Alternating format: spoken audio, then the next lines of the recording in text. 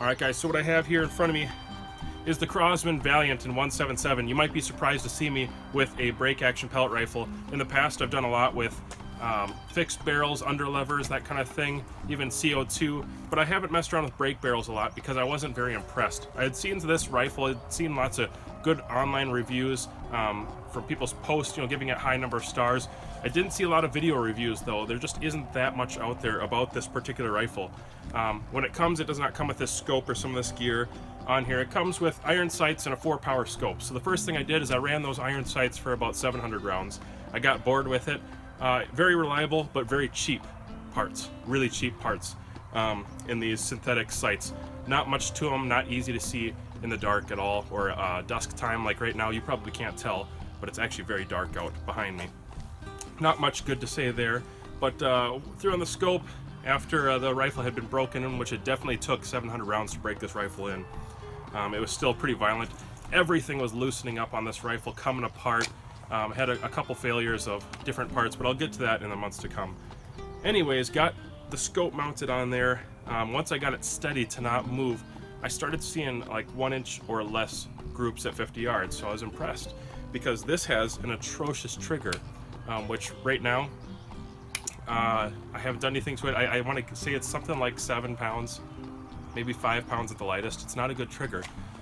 I haven't messed around with that at all, but after doing quite a few rounds with that optic on there and seeing that, I decided to go ahead and put this Burris XTR1. This is a 34mm optic, and this is XTR2, not the XTR1. This is the XTR2, and this is kind of like my extra scope right now. And you guys know that I'm a fan of good quality glass. This is a really good quality glass, and it's actually rated, according to Burris, for pellet rifles, break action or break barrel pellet rifles, and it can withstand all those G's because it's a lot. And so far, it hasn't shifted, no reticle issues, anything like that. I'm probably 1,000 rounds in with this optic on it. The only thing I'll say is it was almost impossible to keep the base steady on this rifle so far. It's been really frustrating to keep that base steady. It wants to move constantly, and I do have a set screw in the rear right into the top of this rifle, and it just shears them off. This is the first one. It's a 20 MOA base from UTG.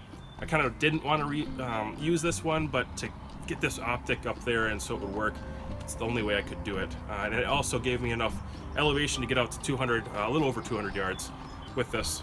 This rifle is shooting, I think, a little under 1,000 feet per second. I have not run it through a chronograph, but I just want to tell you a little bit about these groups. So at 100 yards, these are roughly 2 inches, all of them. I'm not sure that you can even see them, but roughly 2 inches, and those are 5-shot groups. So 5 shots will at least tell you enough about the rifle. 3 shots really don't mean much. You can get the stars aligned plenty times with 3 shots, but with 5 shots it tells you enough. And so I'm seeing about 2-inch groups with that horrible trigger and a decent optic. Let's see. So just to show consistency, those are all the groups I shot today with that pellet rifle. And at long range, I'm still able to hit this 6-inch target, and it still has some impact. I can hear it just fine at long range with a noisy highway behind me. So I'm pretty happy with that, shooting on steel. It's extremely hold sensitive. It's another reason I stay away from brake barrels typically. Very hold sensitive, but it pretty much is only a bench gun for me. I'm not really carrying it around and hunting with it too much, although I've taken a bird with it now. I took a, not a sparrow, I took a robin at 100 yards, straight through. It did penetrate, and it was a good sized robin. So the power is still there. It's throwing the pellet down, like I said, a little under 1,000 feet per second, so I know I'm good out to the 200 yards on a non-windy day. I definitely have kind of modified a mount to make it so it's less hold sensitive.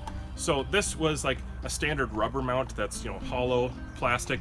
You could put a normal rifle on there and do okay with it, but the hold sensitivity of this didn't work very well with the rubber grips. So what I did is I took a microfill sock that I made, and I actually velcroed it to the top so the rifle can still slide on there. And then in the rear, of course, I'm just using a regular shooter's bag, small size bag, that it can slide across on the back, and I'm almost not even touching the rifle when I'm pulling the trigger. It's extremely hold sensitive in that regard, but What I'm seeing so far with a crappy trigger, something that can be updated or changed, I think if I put a lighter trigger in here, I mess around with it a little bit, and honestly just practice a while longer, I think we could probably get this down to 1-inch groups around that 80 and 100 yard mark. If we're shooting 2-inch groups at 100 yards with a trigger that honestly is hard to manage, I would think that a very light trigger could improve those by quite a bit. The consistency is there. Shooting with no wind is key, as usual, at distance. But that's the Crosman Valiant, so be looking forward to more about this. I'm pretty impressed with it. Overall, 150 bucks is what you'll probably spend for it. You can get it for a better deal than that if you search around, which is why I did. I have my eye on it for a couple months. Pretty impressed. If you know much about Crosman or updating those triggers, go ahead and drop me a comment down below, because I'm going to need to start looking around for what this rifle will accept and what's going to work good in it. Not really looking to go below 10 ounces. Want to stay around that 1 pound, 1.5 pounds is just fine for me with this rifle. Let me know what you think. If you have this, I'd love to hear your comments down below too. If you haven't liked yet on this video, please go ahead and like it. I don't know why, but go ahead and like it. And if you haven't subscribed yet, that's how I get you updates on these videos. But nice looking stock, actually. Good weight, especially with this XTR on there now. This is a heavy rifle. I can only imagine once we get a lighter trigger in here, this thing is going to rock and roll, man. And you know what? That Nitro Piston 2 still hasn't given me any issues. Pretty consistent, pretty reliable. And it's already beaten Gammo in the round count department. So happy with the rifle. Crosman, if you're watching, go ahead and send me anything you want to, or we could talk about this rifle if you want to see some stuff at 200 yards. I'll show you what kind of groups it's getting and the capabilities that we could probably see with some updates in this rifle. Stay tuned to the channel. I'll give you more in the future. All right, so I know you're not going to be able to see it because it's so dark out, but this scope has great light collection. Some people probably think it's really overkill to put a $1,300 scope on a pellet rifle, but it was extra. It's sitting around, and honestly, it's helped me get some really good groups, so I'm happy with it. So I'm going to shoot a 2-inch target at 80 yards just to show you how reliable it is or how consistent it is. Just give me a second. It's odd how in the camera it looks light, like it looks like the sky is light right now. That must be the auto adjust feature. So it's actually really dark and there's lots of mosquitoes out. There we go. 80 yards, 2-inch target.